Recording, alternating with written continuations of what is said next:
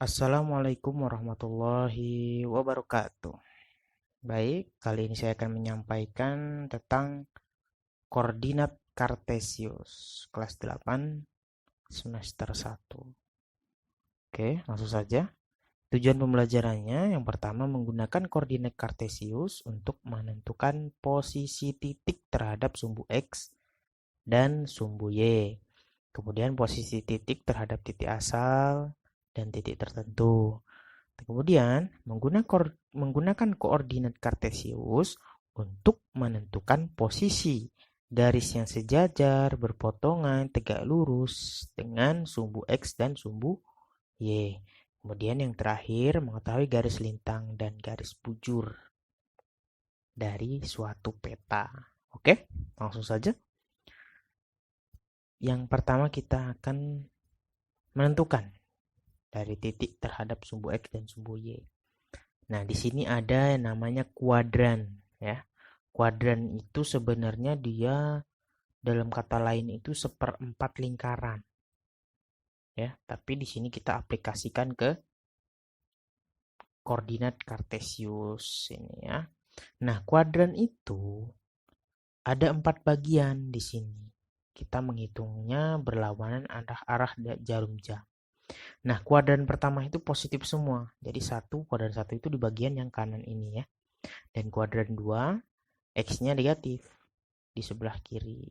Kemudian kuadran ketiga itu X dan Y-nya negatif. Di sini ya, kiri bawah. Dan yang terakhir kuadran 4. Di sini Y-nya yang negatif ya. Nah, di sini keterangannya. Kuadran 1 adalah koordinat X min X. Kuadran 1 maksudnya koordinat X-nya positif dan koordinat Y-nya positif. Begitupun kuadran 2 X-nya negatif, Y-nya positif. Kuadrat ketiga, koordinat X-nya negatif, Y-nya juga negatif. Dan yang terakhir, kuadrat keempat, itu X-nya positif dan Y-nya negatif. Benar ya, kata tadi. Oke, selanjutnya. Ini contoh dari soal. Ya. Dari koordinat kartesius ini yang sudah ada titiknya ini ya. Ada soal, sebutkan titik-titik yang punya jarak sama terhadap sumbu X. Sumbu X-nya yang mana? Ini ya, garis horizontal ini sumbu X. Nah, titik yang mempunyai jarak yang sama yaitu titik A. Titik A mana ya? Ini titik A ya. Kita hitung dia X-nya 4. 1, 2, 3, 4. Kemudian titik B-nya juga min 4. Ya. Mana titik B? Ini ya. Sama, X-nya 4 ya. B-nya juga 4 gitu ya. Nah, kemudian C-nya min 3, D-nya juga min 3, sama ya. Kemudian G-nya min 6 dan I-nya 6. Yang dilihat itu angka depannya karena yang dilihat adalah sumbu X. Kecuali kalau Y-nya yang belakang ini 3 dan 3, 4 dan 4 gitu ya. Nah, ini baru sebutkan titik-titik yang mempunyai jarak sama terhadap sumbu Y. Kita lihat ya angka belakangnya ini. Kita buktikan A dan B itu dan H mempunyai jarak yang sama ya. Nih, misalnya A dan B itu punya titik yang 3 terhadap sumbu Y. Ya, 3 semua ya. Koordinat ketiga. Oke. Sama dia. 1, 2, 3, 4. Dan H-nya juga sama terhadap sumbu Y. 1, 2, 3, 4. Gitu ya. Nah, begitu pun titik selanjutnya. Nah, kemudian di sini sebutkan titik-titik yang berada di sebelah kanan dan sebelah kiri sumbu Y. Nah, yang kanan itu yang bagian sini ya. Nah, yang kanan itu adalah bagian sini, ADE, EI. Kemudian yang kiri, GB, HC, BC, GH. Ya. Oke, selanjutnya. berapa titik E? Ya, titik E-nya mana? Titik E, ini titik E nih. Terhadap sumbu X dan sumbu Y, dan terletak di sebelah mana? Terhadap sumbu X dan sumbu Y. Koordinat titik E itu adalah 6,0. Jarak terhadap sumbu X dia 0, karena dia pas di 0, ya, sumbu X-nya.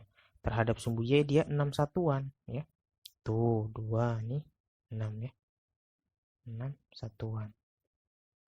Hitungnya begitu ya.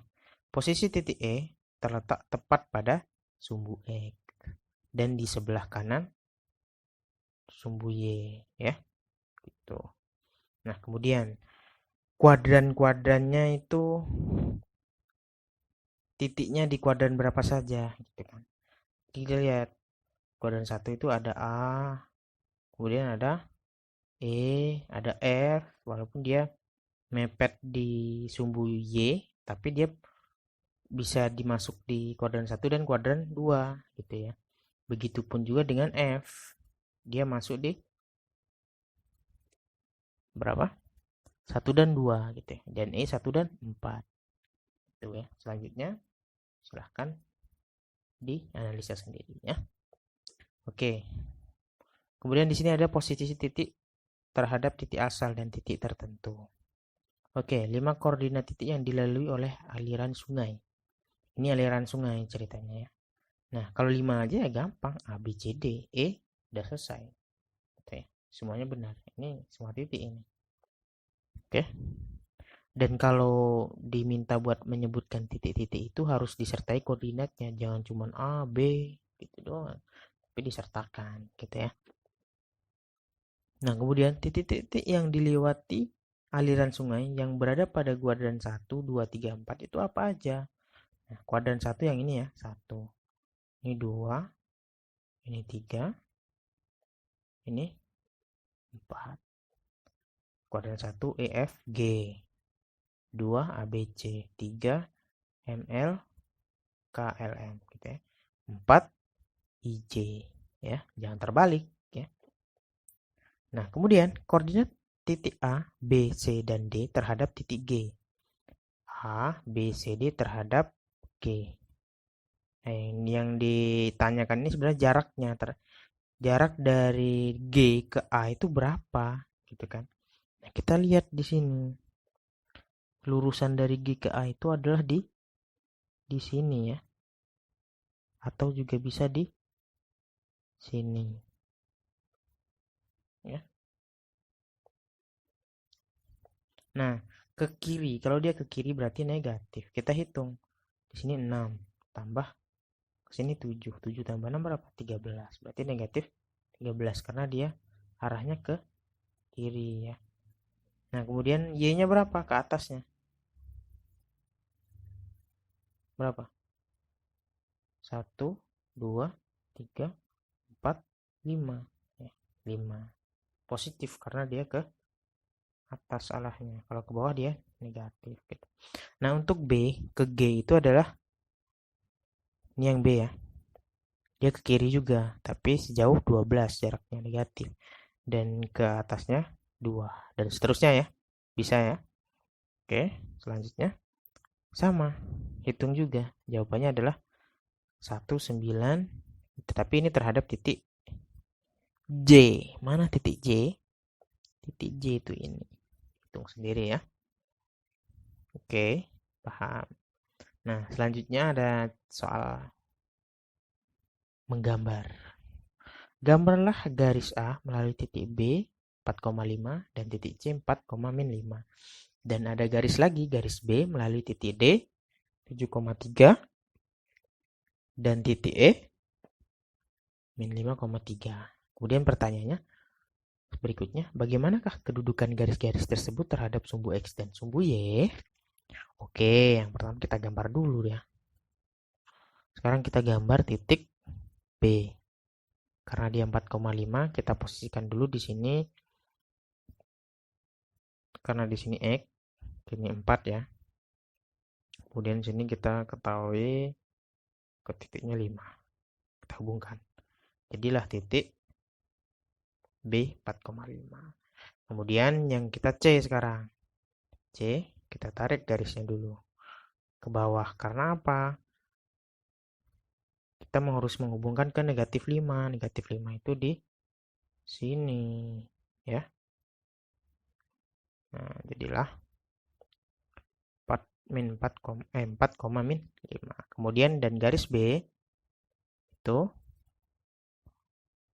7,3 ya. Ini 7. Ini di 3. Nah, kemudian min 5,3. 5,3. Inilah garis-garisnya. Garis ini ya adalah garis B. Ini adalah garis A. Tuh. Ya. Oke, selanjutnya bagaimana kedudukan garis-garis tersebut terhadap sumbu X dan sumbu Y? Kita ingat bahwa kedudukan garis itu ada yang sejajar, berpotongan, dan tegak lurus. Nah, yang pertama adalah garis A dulu. Kedudukan garis A sejajar dan tegak lurus terhadap sumbu Y. Nah, ini garis A itu yang ini. Dia sejajar dengan sumbu Y. Tegak lurus terhadap sumbu X. Kemudian garis B yang ini nih. Dia sejajar dengan sumbu X dan tegak lurus juga sumbu X. Tegak lurus dengan sumbu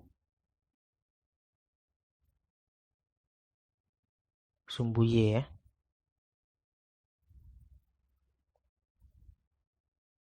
Ini tegak lurus dengan sumbu X yang tadi. Maaf ini salah ya. Sejajar dengan sumbu Y gitu ya. Oke. Selanjutnya kita mempelajari peta. Di sini kita pakai koordinat geografis. Mirip seperti sistem koordinat kartesius, hanya saja koordinat geografis menggunakan garis lintang atau latitude dan garis bujur longitude. Atau bisa X dan Y gitu ya. Nih, longitude dan latitude. Oke. Nah, kuadran 1, ya ingat kuadran 1 dari sebelah kanan atas dulu. Kuadran 2 dan kuadran 3 dan kuadran 4.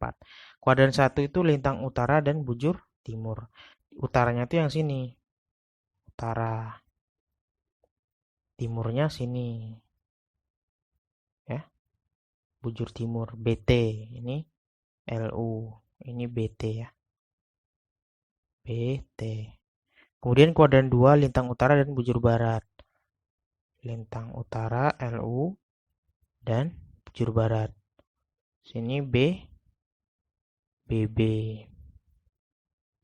Kemudian yang ketiga lintang selatan dan bujur barat. Berarti lintang selatan itu sini. LS dan B. Kemudian kuadran 4 lintang selatan dan bujur timur. LS dan bujur timur BT. Begitu. Lalu satuan yang digunakan dalam koordinat geografis adalah derajat, menit, detik. Kalau menit itu, nah langsung kita contoh ya. Nah, contohnya ini. 10 derajat, 30, 20 lintang selatan, 100 derajat, 20 menit, 50 detik, bujur timur. Nah, itu cara membacanya. Kalau kita aplikasikan ke tadi, lintang selatan dan bujur timur itu berada di mana? Lintang selatan dan bujur timur. Jadi ini ya, ke sini. Nah, di sini nih. Atau di kuadran 4 gitu ya. Pendeknya begitu. Oke. Langsung cara membaca koordinat peta nih. Koordinat titik hitam, ini titik hitam ya. Adalah 1 derajat 12 menit 40 detik. Gitu ya. Nih 1 derajat itu 12 menit 40 detiknya dari sini nih. Ini kalau dari Google Maps itu bisa kita lihat langsung. Gitu. Ya, mungkin itu saja yang dapat saya sampaikan. Sekian dari saya. Wassalamualaikum warahmatullahi wabarakatuh.